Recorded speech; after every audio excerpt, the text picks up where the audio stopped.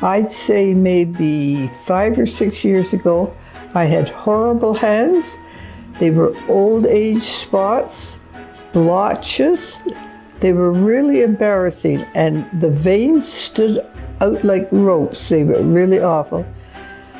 And my granddaughter, she made me up a batch of Shea butter. Katie's Shea butter for the hands is a miracle, what it can do.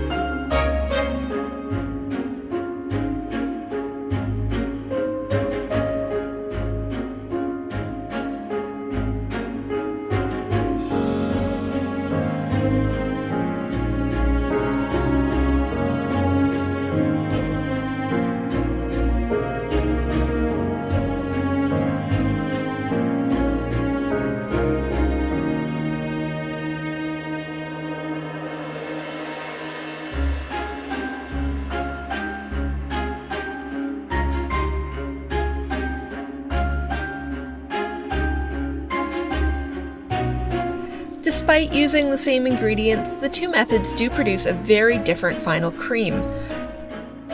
The first, simple method provides a very soft, fluffy cream, but it does have a slightly grainy texture. By melting and freezing the ingredients, this gives the final cream a more even consistency, but it does result in a much firmer, slightly crumbly texture. Either method, however, will provide you with a lovely, richly moisturizing cream that'll keep your hands looking beautiful no matter what your age.